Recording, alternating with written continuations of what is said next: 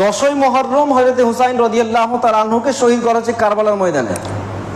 খুব মনোযোগ দিতে হবে জায়গাটাতে। তিনাকে শহীদ করা হচ্ছে, তিনার দেহ থেকে মাথাটাকে আলাদা করা হচ্ছে। আর ওই দিনটাতে তাজিয়া করে, ডিজে বক্স বাজিয়ে, পাগলু ড্যান্স করে, ব্যান্ড পার্টি ভাড়া করে, ছুরি তলোয়ার নিয়ে নিজের শরীরকে কেটে, লাফিয়ে, নেচে, কুদে তারা নাকি শোক প্রকাশ করছে। আমার বাড়িতে আমার বাবা মারা গেছে, আমার বাড়িতে আমার বাবা, আর আমার বড় ভাই বলছে আমার বাবাকে খুব ভালোবাসে, আমিও বলছি প্রচন্ড ভালোবাসি। এখন আমার বাবা মারা গেছে আর আমরা সবাই মিলে ব্যান্ড পার্টি এনে নাচানাচি করছি বাড়ির সামনে। আচ্ছা বলেন তো, এই নাচানাচি কি এই শোকের প্রকাশ হয়? যদিও ইসলামে শোক প্রকাশ করা জায়েজ নাই, এটা হারাম, করা যাবে না। ইসলামে সর্বোচ্চ শোক প্রকাশ করার সুযোগ আছে 3 দিন পুরুষের জন্য, নারীর জন্য বেশি 4 মাস 10 দিন, একটু বেশি। তার স্বামী মারা গেলে ইদ্যত পালন করে শোকের মধ্যে থাকবে এটা। আর একজন পুরুষের জন্য সর্বোচ্চ কয়দিন? 3 দিন। এই 3 দিন পরিবারের জন্য সর্বোচ্চ কয়দিন? 3 দিন। এই 3 দিনের বেশি শোক মানানো যাবে না। এরা সারা জীবন শোক মানাবে। শোক মানানোর পদ্ধতি কি? নাচতে হবে, গাইতে হবে, মদ খেতে হবে, মাতলামি করতে হবে, মারামারি করতে হবে, ড্যান্স করতে হবে, ব্যান্ড পার্টি নিয়ে আসতে হবে, সবগুলোকে নিয়ে এসে কি করতে হবে? আমাকে শোক প্রকাশটা দেখাতে হবে। নাউযুবিল্লাহি মিন যালিক, এটা শোক প্রকাশ হয়? আরে নাচার তো কথা তার, যারা মেরেছে হুসাইন রাদিয়াল্লাহু তাআলা আনহুকে, যারা মেরেছে তাদের আনন্দের বিষয় ছিল। দেখা যাচ্ছে, বর্ণনায় পাওয়া যাচ্ছে, আনাস রাদিয়াল্লাহু তাআলা আনহু বলছে যে এই যখন হুসাইন রাদিয়াল্লাহু তাআলা আনহুর মাথাটাকে নিয়ে আসলো, তখন তার নাকের ভিতরে তলোয়ারের যে ডগাটা দিয়ে এইভাবে দেখাচ্ছে, দেখো কি সুন্দর লোক, অসাধারণ সুন্দর লোক, এভাবে তাকে মস্করা করতে থাকছে। হুসাইন রাদিয়াল্লাহু তাআলা আনহুর ধর থেকে মাথাটা আলাদা হয়ে গেছে, মাথাটা ইয়াজিদের ওখানে নিয়ে গেছে, ইয়াজিদের ওখানে নিয়ে গিয়ে তলোয়ারের আঘাতটা, এই তলোয়ারের আঘাত দিয়ে নাকের ছিদ্রে ভরছে, এইভাবে ভরছে আর মস্করা করছে হুসাইন রাদিয়াল্লাহু তাআলা আনহুকে নিয়ে।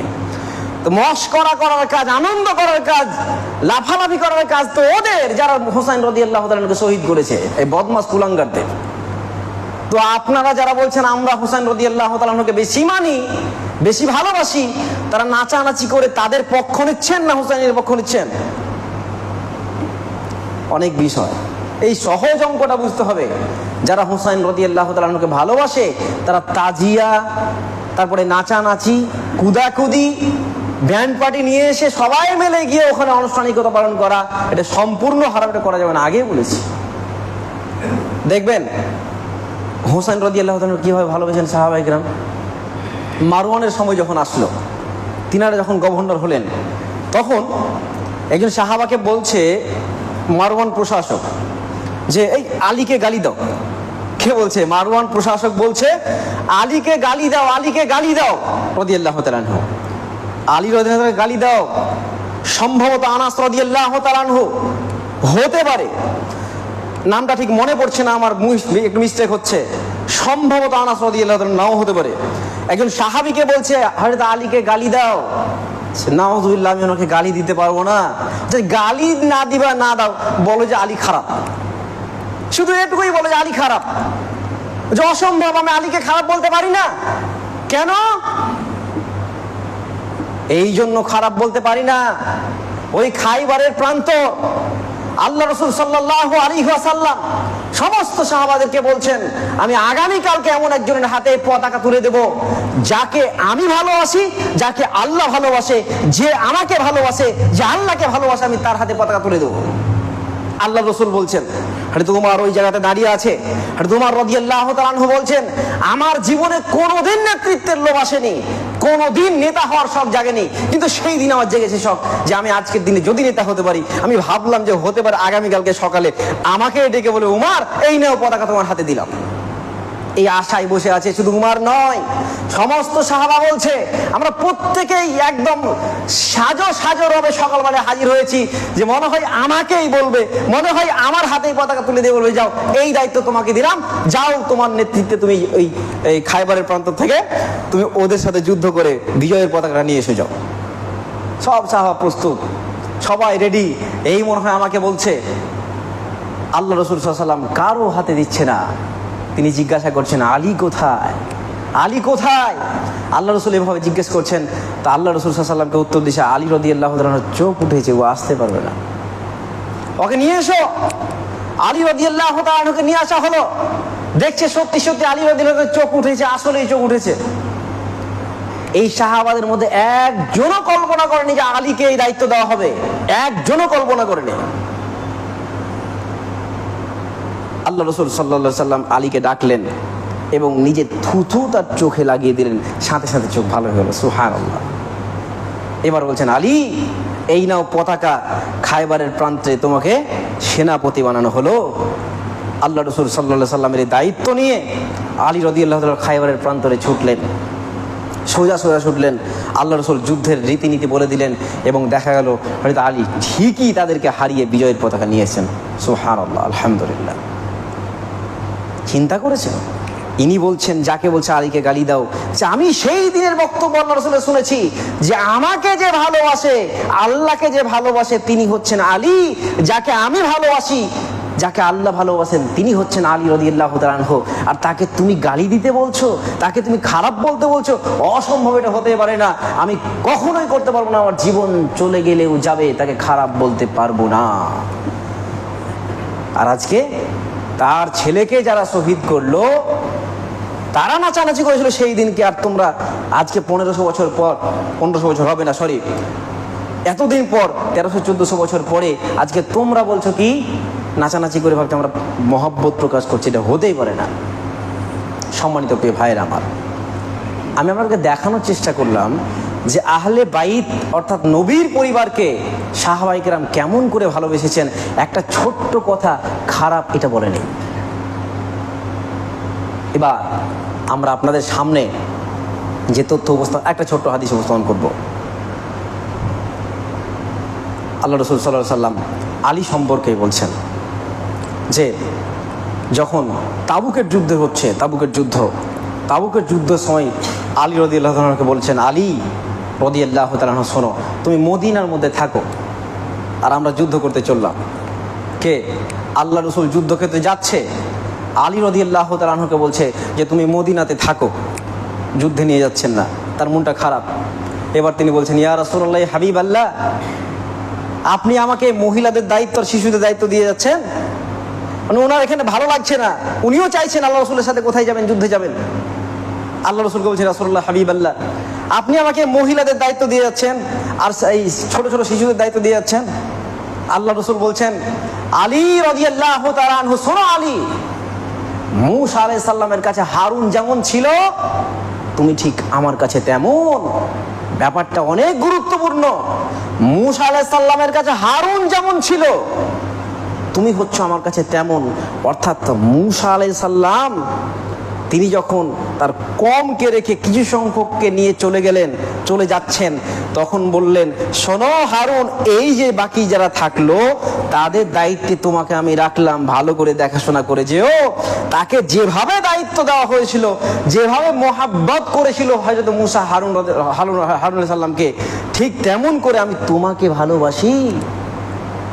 হযরত আলী হচ্ছেন সেই ব্যক্তি যাকে মুহাম্মদ সাল্লাল্লাহু আলাইহি সাল্লাম অত্যন্ত ভালোবাসতেন। আর আজকে তার পরিবারকে নিয়ে আমরা মশকরা করছি। আল্লাহ তাদের হেদায়েত দান করুন, বলুন আমিন।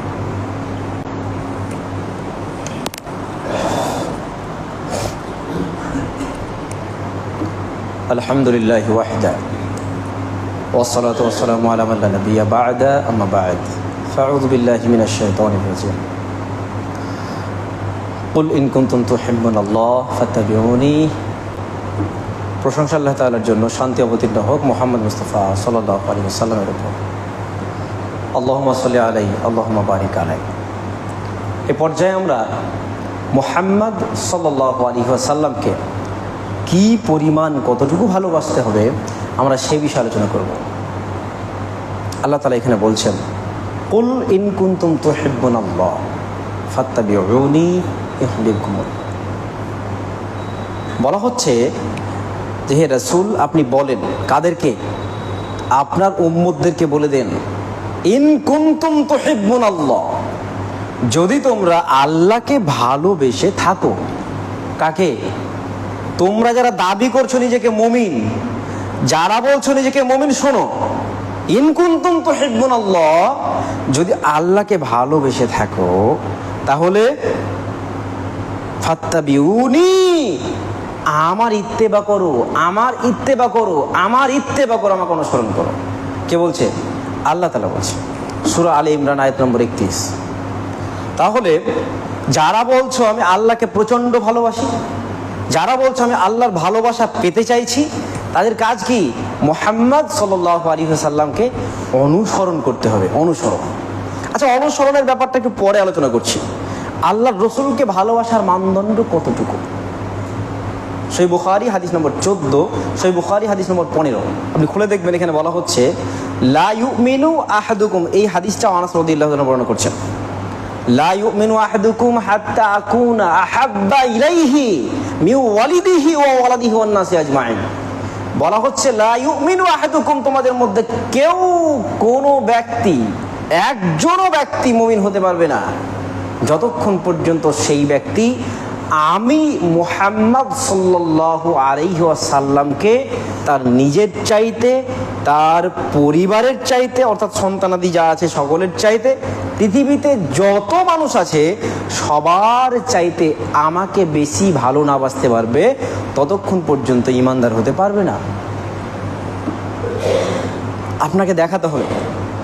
যদি মনে করেন যে আমি মুহাম্মদ সাল্লাল্লাহু আলাইহি ওয়াসাল্লামকে ভালোবাসি, তাহলে উনি বলছেন, যদি মনে করে আমি একবারই স্পষ্ট অনেক বড় ঈমানদার, তাহলে উনি বলছেন শোনো, তুমি ঈমানদার হতে পারবে না, তোমাদের মধ্যে একজনও পারবে না। কি না করলে? মুহাম্মদ সাল্লাল্লাহু আলাইহি ওয়াসাল্লামকে জীবনের চাইতে বেশি, সন্তান আদির চাইতে বেশি, পৃথিবীতে যা আছে সব কিছুর চাইতে বেশি, সমস্ত মানুষের চাইতে বেশি যতক্ষণ মহব্বত না করা হচ্ছে ততক্ষণ পর্যন্ত পরিপূর্ণ ঈমানদার হওয়া সম্ভবই না। তাহলে কন্ডিশন কি? জীবনের চাইতে বেশি ভালোবাসতে হবে।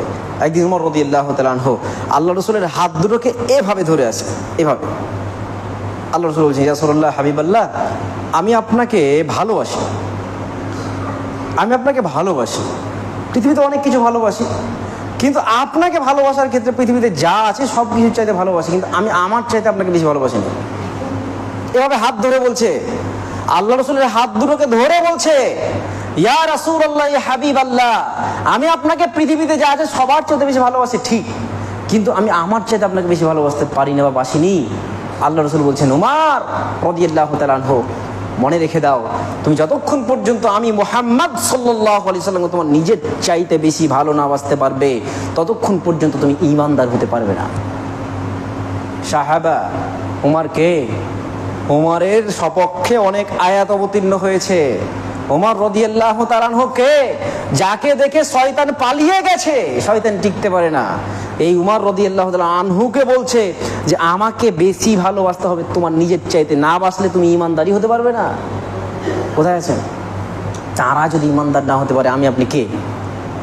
সম্মানিত প্রিয় ভাইরা আমার, আপনাকে এই আলোচনা থেকে এই দিলের মধ্যে, অন্তরের মধ্যে একটা জায়গাতে স্পষ্ট সিদ্ধান্ত নিতে হবে যে আমার জীবন যাবে মুহাম্মদ সাল্লাল্লাহু আলাইহি ওয়াসাল্লামকে কেউ কটূক্তি করলে, মুহাম্মদ সাল্লাল্লাহু আলাইহি সাল্লামকে কেউ কটু কথা বললে আমি চুপচাপ থাকবো না, এটা থাকা যাবে না। এখন বর্তমানে একজন মানুষ যদি মনে করে সে একটা জার্নালিস্টের মতো কাজ করবে, কি করে আপনাকে বলে দিচ্ছি শুনুন। আজকের দিনে, আগের যুগে যখন টিভি চলতো, টিভিতে সংবাদ পরিবেশন করা হতো, অনেক বড় বড় ব্যক্তিত্বকে নিয়ে যেত আর সরাসরি লাইভ টেলিকাস্ট করে সরাসরি সম্প্রচার করা হতো না? আগের যুগে টিভিতে হতো, এখনো হয়, ঝগড়া ঝামেলা দেখতে পাই নিউজ চ্যানেলের মধ্যে, তারা সরাসরি সম্প্রচার করতো টিভির মধ্যে। আজকে প্রত্যেকটা মানুষের হাতে একটা করে টিভি আছে, প্রতিটা মানুষের কাছে টিভি আছে, প্রতিটা মানুষ ব্যবহার করে। একটা মানুষ যদি মনে করে যে এই টিভিটাকে সে একজন সাংবাদিকের মতো ব্যবহার করবে, সে পারবে। এই টিভিটাকে যদি মনে করে যে একজন প্রকৃত ঈমানদারের মতো ব্যবহার করতে, সে পারবে। কি করতে হবে? কেউ যদি কটূক্তি করে আমি তার বিরুদ্ধে প্রতিবাদ করতে পারবো না? দুটো কথা বলতে পারবো না? দুটো মেসেজ লিখতে পারবো না? একটা ছবি আপলোড করতে পারবো না? পারবোই তো, করে দেখেন না। আজকে এলাকায় যদি নোংরামি চলে, এই নোংরামিগুলোকে দূর করার জন্য, যে কোনো দুর্নীতি নোংরামি দূর করার জন্য একটা মোবাইল যথেষ্ট। প্রতিটা মানুষ যদি একটা জার্নালিস্টের মতো কাজ করে, একটা করে ফটো তুলে আর পোস্ট করে সেই দুর্নীতির, তাহলে দুর্নীতিগুলো সম্পর্কে মানুষ সচেতন হবে, সরকার পদক্ষেপ নেবে, আশা করি ইনশাল্লাহ সমাধান হবে। কিন্তু মানুষ এটাকে অপব্যবহার করছে দিন রাত, আর বললাম না ওই জিনিসই ব্যবহার করছে। সম্মানিত প্রিয় ভাইরা, আবার যেটা আমি বলছিলাম যে আল্লাহ রসুল সাল্লাল্লাহু আলাইহি ওয়াসাল্লামকে নিজের জীবনের চাইতে বেশি ভালোবেসে দেখাতে হবে, বেশি ভালোবাসতে হবে। আমরা পারবো ইনশাআল্লাহ? ইনশাআল্লাহ বলেন। নিয়াত তো করেন, নিয়াত যদি না করেন তো সবই শেষ। নিয়াত করেন, আপনার অন্তরকে পরিপূর্ণ করার দায়িত্ব কার? আল্লাহ তাআলার। আপনার অন্তরে মুহাম্মদ সাল্লাল্লাহু আলাইহি সাল্লামের পরিপূর্ণ প্রেম ঢেলে সাজিয়ে দেবেন কে? আল্লাহ রাব্বুল আলামিন। খালি শুধুমাত্র কি করতে হবে? এই জায়গা থেকে কি করতে হবে? নিয়াতটা পরিপূর্ণ করতে হবে। ইনশাআল্লাহ আমার জীবন যাবে মুহাম্মদ সাল্লাল্লাহু আলাইহি সাল্লামের মান সম্মান অটুট রাখবো, অক্ষুণ্ণ রাখবো, এর একটু নিচে নামতে দেবো না ইনশাআল্লাহ। দেখবেন সাহাবায়ে কেরাম কেমন করে ভালোবেসেছেন, দেখাচ্ছে আপনাকে, চলেন তো। সেই বুখারী খুলবেন, সেই মুসলিম খুলবেন, আনাস রাদিয়াল্লাহু তাআলা আনহু তিনি বলছেন, হাদিসের মধ্যে এসছে যে বর্ণনাকারী বলছে, আমি আনাস রাদিয়াল্লাহু তাআলার কাছ থেকে একটা চুল নিয়েছিলাম। কার চুল? মুহাম্মদ সাল্লাল্লাহু আলাইহি সাল্লামের চুল নিয়েছিলাম। মাথা, মনে রাখবে বিষয়টা। আমরা ভালোবাসি কিভাবে, আর তারা কিভাবে ভালোবেসে আল্লাহ রাসূল সাল্লাল্লাহু আলাইহি ওয়াসাল্লামকে দেখেন। নবী সাল্লাল্লাহু আলাইহি সাল্লাম এর চুল, মাথার একটা চুল আনাস রাদিয়াল্লাহু তাআলা পেয়েছিলেন। এই চুলটা তিনি তার কাছে রেখেছিলেন, তিনি যতদিন বেঁচে ছিলেন তার কাছে রেখেছিলেন। কিন্তু যে বর্ণনাকারী তিনি বলছেন, আমি ওনার কাছে কাকুতি মিনতি করে চুলটা চেয়েছিলাম যে চুলটা আমাকে দাও। দেখছেন আনাস রাদিয়াল্লাহু তাআলা আনহু তিনি কি করেছেন জানেন? উনি বলছেন, আমার কাছে একটা চুল থাকা মানে লা না তাকুনা ইনদি লা আন তাকুনা ইনদি শা'রাতু মিনহু আহাব্বু ইলাইয়া মিনাদ দুনিয়া ওয়া মা ফিহা। নবী সাল্লাল্লাহু আলাইহি ওয়াসাল্লাম, সেই বুখারী হাদিস নম্বর 170, আনাস রাদিয়াল্লাহু তাআলা আনহু বলছেন, আমার কাছে রাসূলুল্লাহর একটা চুল থাকা মানে পৃথিবীতে যা আছে সমস্ত কিছুর চাইতে অনেক বেশি কিছু থাকা। সুবহানাল্লাহ। আল্লাহ রাসূল সাল্লাল্লাহু আলাইহি ওয়াসাল্লাম যখন চুল কাটতেন তখন সাহাবায়ে কেরাম তার চুলকে ধরে নিতেন, মাটিতে পড়তেও দিতেন না।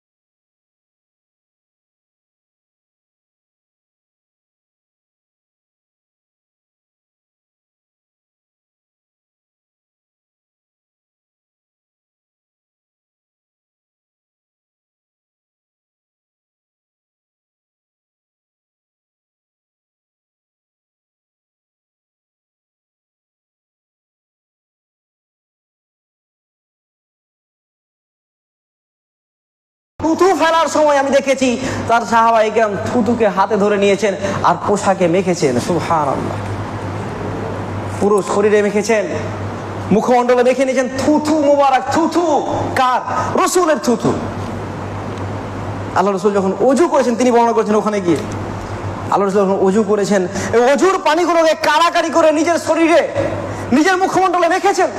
আশ্চর্য একটা ব্যাপার, আমি এরকম জীবনে কোথাও দেখিনি। নাজাসির কাছে গিয়েছি, না কিসরার কাছে গিয়েছি, কাইসারের, এরকম অসংখ্য মানুষের কাছে আমি গিয়েছি, বড় বড় মানুষের কাছে, কিন্তু তাদের ভক্তরা এত ভালোবাসেনি। শুধু কি তাই, আল্লাহ রসুল যখন যেই কথাটা বলেছেন সাথে সাথে তারা মেনে নিয়েছেন, একটু বিলম্ব করেনি। কোথায় আছেন? এইটা তার সাহাবা, আর এটা হচ্ছেন তার নেতা মুহাম্মদ সাল্লাল্লাহু আলাইহি সাল্লাম। তিনাকে এভাবে সাহাবায়ে কেরাম সম্মান করেছেন। আর আমি আপনি, আমার সম্মান আপনার সম্মান দেখা যায় না চোখে, দেখাই যায় না। এত ভালোবাসি, যতদিন থেকে এসেছি, আজকে কয়দিন হলো, এখানে 10 মাস পার হয়ে গেছে, না 1 বছর হয়ে গেছে, 10 মাস বলছি, 1 বছর পার হয়ে গেছে।